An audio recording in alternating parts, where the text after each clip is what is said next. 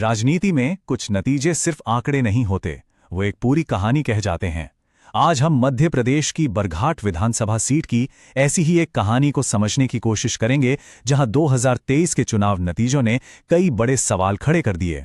तो आज की पड़ताल में हम क्या देखने वाले हैं? सबसे पहले हम उस हैरान करने वाले नतीजे पर नजर डालेंगे, फिर उसके पीछे काम कर रहे 3 बड़े कारणों को खोलकर समझेंगे।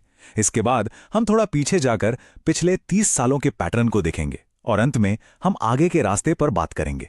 देखिए, 2023 में बरघाट में जो हुआ वो सिर्फ एक पार्टी की हार और दूसरी की जीत नहीं थी।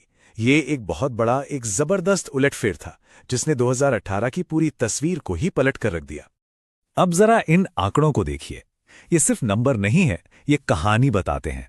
2018 में कांग्रेस 7,500 से ज्यादा वोटों की बढ़त पर थी, लेकिन महज 5 साल में खेल पूरी तरह से पलट गया। 2023 में बीजेपी की जीत का अंतर 17,000 वोटों के पार चला गया। वोट शेयर में एक बहुत बड़ा स्विंग देखने को मिला। इसका कुल असर क्या हुआ? लगभग 24,600 वोटों का स्विंग। सोचिए, इतने सारे वोट जो पहले एक तरफ थे वो दूसरी तरफ चले गए। ये कोई मामूली बदलाव नहीं है, ये एक राजनीतिक भूचाल है। तो सवाल ये उठता है कि आखिर सिर्फ 5 साल के अंदर इतना बड़ा, इतना नाटकीय बदलाव आया कैसे?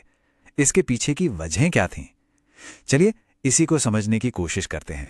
हमारी पड़ताल में 3 बहुत बड़े कारण सामने आए जिन्होंने इस पूरे नतीजे की पटकथा लिखी। चलिए एक एक करके इन तीनों पर बात करते हैं।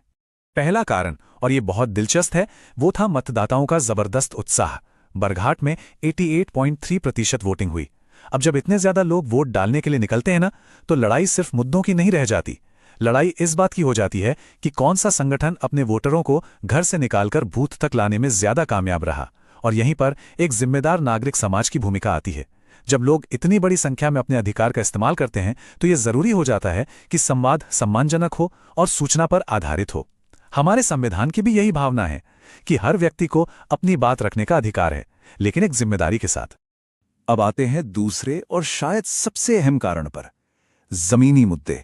जल, जंगल, जमीन, ये 3 शब्द बरघाट के लिए सिर्फ एक नारा नहीं है। ये वहां के आदिवासी समाज की जिंदगी हैं, उनकी रोजी रोटी हैं और उनकी सबसे बड़ी चिंताएं भी हैं। जो भी दल इन मूल समस्याओं से जुड़ पाता है, पलड़ा उसकी तरफ झुक जाता है।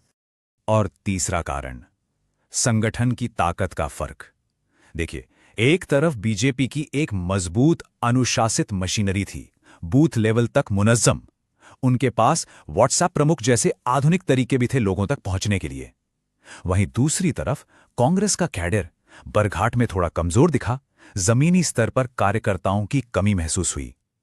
और जब लड़ाई इतनी करीबी हो, तो ये छोटा सा फर्क भी बहुत बड़ा बन जाता है।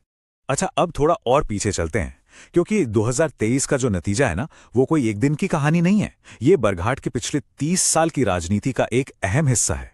इस टाइमलाइन पर नजर डालिए। 90 के दशक में बीजेपी का यहां दबदबा था, बड़ी बड़ी जीत मिलती थी।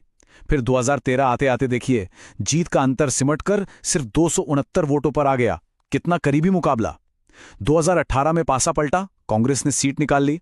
और फिर 2023 में एक जोरदार वापसी हुई बीजेपी की। इससे क्या पता चलता है कि ये सीट किसी की जागीर नहीं है, यहां के वोटर बहुत सजग है। और ये बात इस रिपोर्ट के निष्कर्ष को बिल्कुल सही साबित करती है। आदिवासी बहुल सीटों पर जीत कभी भी स्थायी नहीं होती। यहां जीतना है तो आपको स्थानीय मुद्दों पर, लोगों की असल समस्याओं पर ध्यान देना ही होगा। तो अब सवाल यह है कि इस पूरे विश्लेषण से क्या सीखा जा सकता है? अगर किसी पार्टी को यहां वापसी करनी है, तो उसका रोड मैप, उसका खाका क्या होना चाहिए? चलिए आगे के रास्ते पर बात करते हैं। देखिए, किसी भी वापसी की रणनीति की नींव 4 मजबूत पिलर पर टिकी होती है। पहला, अपनी नींव को मजबूत करना, मतलब स्थानीय पार्टी यूनिट को फिर से खड़ा करना, जमीनी कार्यकर्ताओं में नई जान फूंकना। दूसरा, लोगों के बीच अपनी मौजूदगी बढ़ाना, हफ्ते में एक बार आदिवासी सभा लगाना ताकि उनकी शिकायतें सीधे सुनी जा सकें, बिना किसी बिचौलिए के।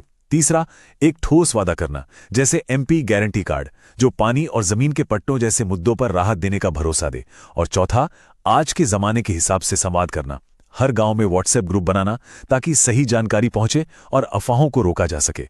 और इस पूरी प्रक्रिया में हमें हमेशा याद रखना चाहिए कि लोगों की निजी जानकारी का सम्मान करना सर्वोपरि है। भारत के डीपीडीपी कानून का भी यही सार है, सहमति और गोपनीयता। लोगों का भरोसा सिर्फ वादों से नहीं, उनके सम्मान से भी जीता जाता है। और ये सबसे जरूरी बात है कि ये जो रणनीति है, ये कोई किताबी फॉर्मूला नहीं है जिसे कहीं भी लागू कर दिया जाए। इसे खास तौर पर बरघाट की सामाजिक और आर्थिक जमीनी हकीकत को देखकर ही बनाना होगा। राजनीति में हर समस्या का हल हमेशा स्थानीय ही होता है। तो आखिर में एक बड़ा सवाल हमारे सामने है। आज के इस हाईटेक कैंपेन के दौर में क्या मतदाताओं का भरोसा जीतने की आखिरी चाबी आज भी वही पुरानी, अनुशासित और जमीनी स्तर की गवर्नेंस ही है? बरघाट का ये नतीजा शायद हमें इसी तरफ एक गहरा इशारा कर रहा है।